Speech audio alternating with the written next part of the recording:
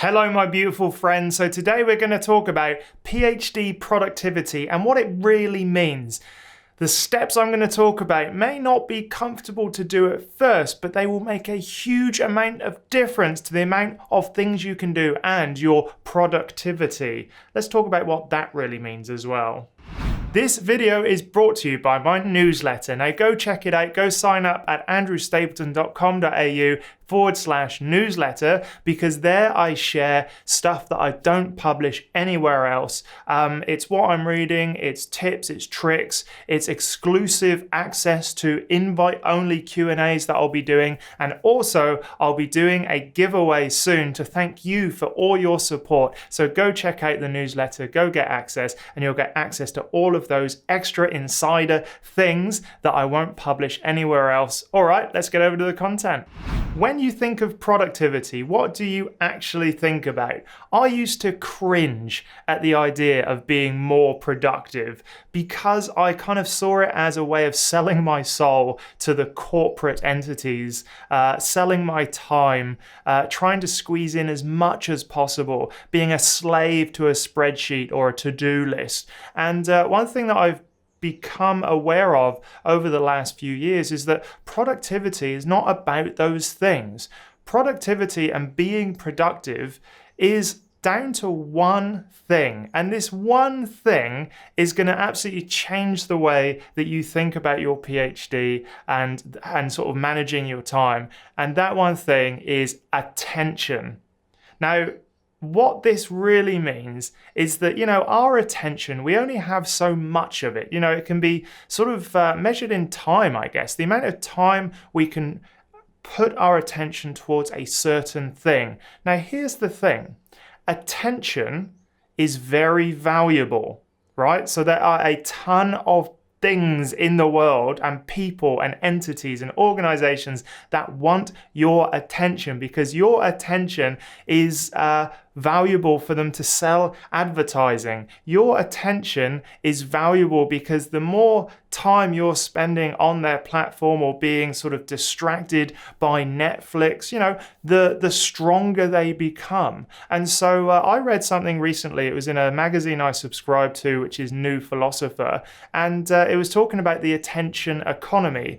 And essentially, if you want your PhD and your academic career to go smoothly and successfully, the number one skill that you can build is learning to direct your attention onto the right thing at the right time. And really, that's all it comes down to. So what I want to do in this video is share with you the top things that I've done over the past couple of years that have really helped me focus my attention, become more productive.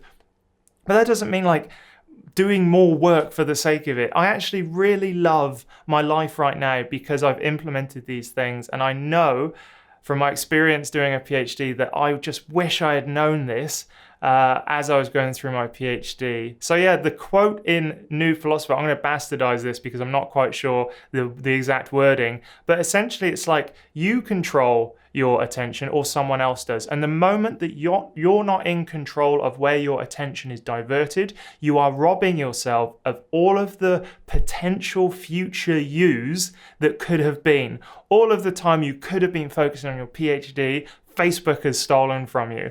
All of the time that you could have been working on that sort of thesis, Netflix has stolen from you, or your emails have stolen from you, or Google in some form has stolen from you. So that really made me sort of go into freak out mode, and I actually got rid of my TV. I implemented some of the things that I'm going to talk about now, and my life is better for it. All right, let's get into the first one. The first thing about controlling where your attention goes so you can be more productive is digital well-being. Now, I am so pleased that I didn't do a PhD in the time where there was a whole flood of social media. Like, yeah, they were there, but they weren't really super popular, and they were easy to ignore. But now they are endemic. They are on your phone. I didn't have a smartphone all the way through my PhD, which I reckon absolutely saved me.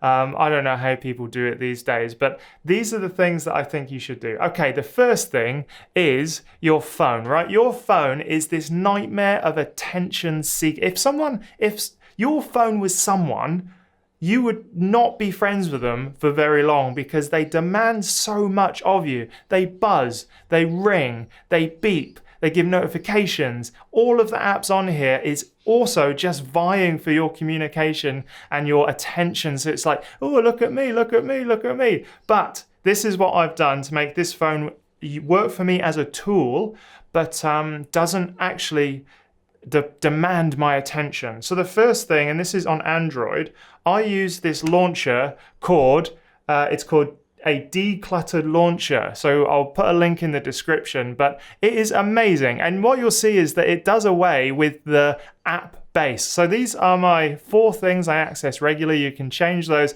And then if I want to go into something, I need to actually search for it by name. Now, the one thing this does is it stops my brain being absolutely absorbed with the colors and being overstimulated, and the little notification being like, oh, you've got one thing that you should pay attention to in this app. It does away with all of that. Also, my phone is completely silent, no vibration, no nothing, and when I want to interact with it, that's when I interact with my phone. This is a me to the phone communication, not phone to me.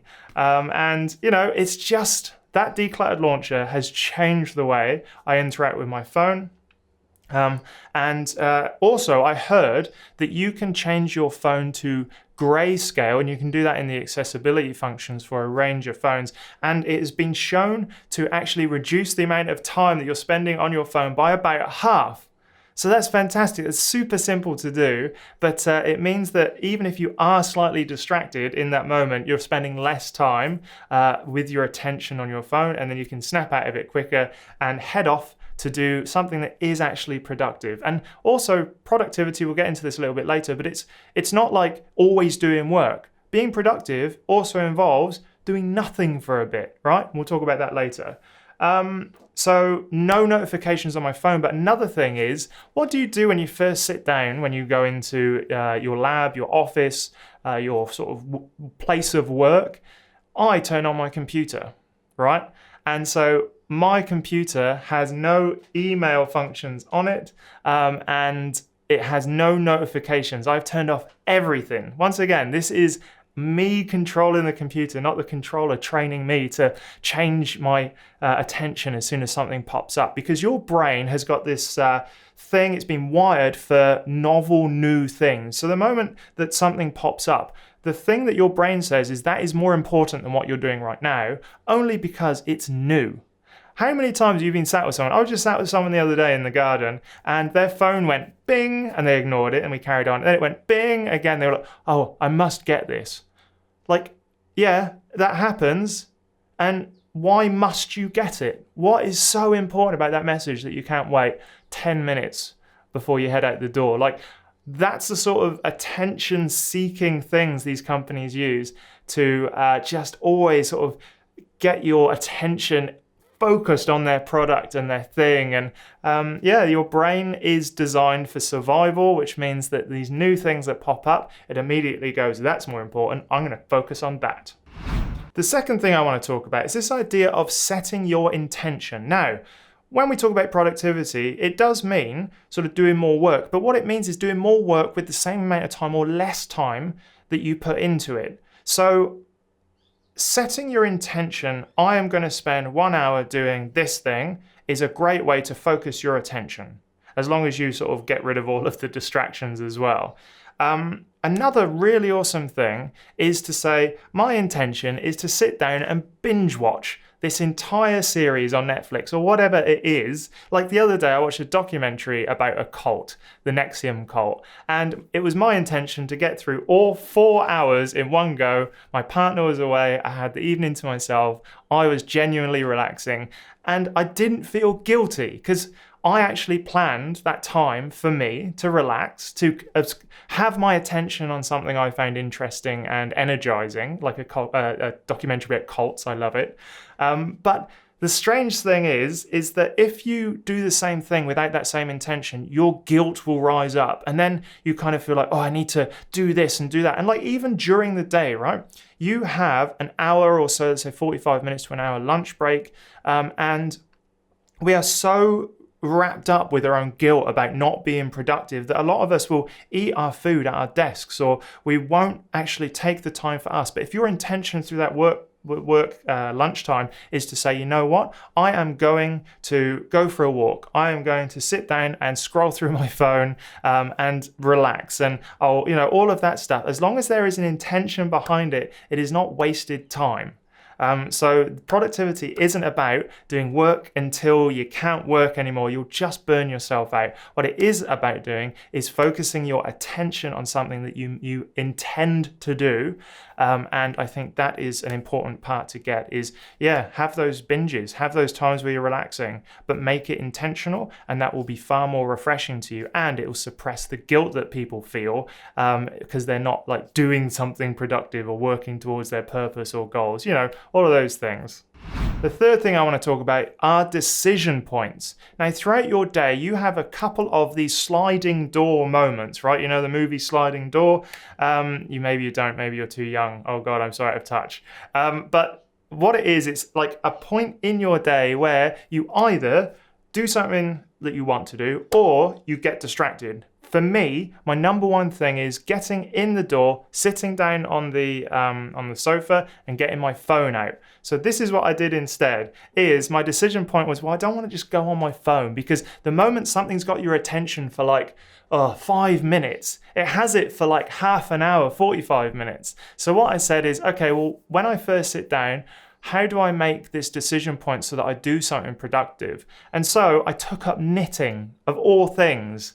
How boring of me, but I like it. So here's me working on a sock at the moment. There's a completed sock. Don't do socks, by the way, because once you've finished one, you need to make the other, and the second one is really boring to do. So anyway, I'm kind of through. This is for my partner. We're going to go into Australian winter soon, but there we are. There's a sock I made. Kind of proud of it. And here's the next one that I'm working on, using the double pointed needle thing. So I decided that would be more meditative for me. That would allow my mind to wander and give me that kind of time to reflect and refresh after I get in during the day, instead of picking up my phone, which is here trying to get my attention, giving me the little dopamine hits. So it's tough, right? Like I had to train myself to pick up the knitting, but it really helps and it really works. So look at those decision points throughout your day. When you first sit down at your computer, for example, don't turn on the computer. How about instead of reaching for the button, you can put something that you want to do on the button. So you're like, I'm going to read this literature review, or I'm going to read this thing that I need to do. Like that's the sort of make it easy, make it obvious, the habit building thing that means your attention will go on the right thing at the right time, and your intention isn't hijacked by other notifications blaring at you all the time. And the last thing that I think is so important about productivity and attention is that it is hard to keep your attention on one thing at one time. So it is something you need to build up to. And the way you build up to it is, you start small and you say, I'm going to work for half an hour, I'm going to work for 45 minutes, I'm going to work for an hour, I'm going to work for an hour and a quarter. You build up that muscle so you can keep your attention on one thing at one time, as long as you're not being distracted. And also that you do provide yourself time where your thoughts aren't, planned. And you have no necessary, your intention is to be unintentional. So I know I've said it before, I feel like such a hippie now, knitting and stuff, but like meditation is really fantastic. Like it's backed in science. There's plenty of study to say mindfulness meditation is a fantastic way not only to be more productive in the future, but 10 minutes. I feel like if I can't spend 10 minutes meditating in the morning, I really struggle later on in the day. And so, if you can't find 10 minutes, wake up a little bit earlier. It doesn't have to take much. But mind what was it? It's what one do I use? The Headspace. Yes, I use the Headspace app, and I also use Insight Timer and Calm. Also, and Sam Harris has a meditation podcast as well, or app, I think. So all of these things are so important. It gives your mind a time to relax, not have to be focused, and you'll think about all of these things. When you allow your mind to kind of wander, it thinks about the future, it thinks about the past, it thinks about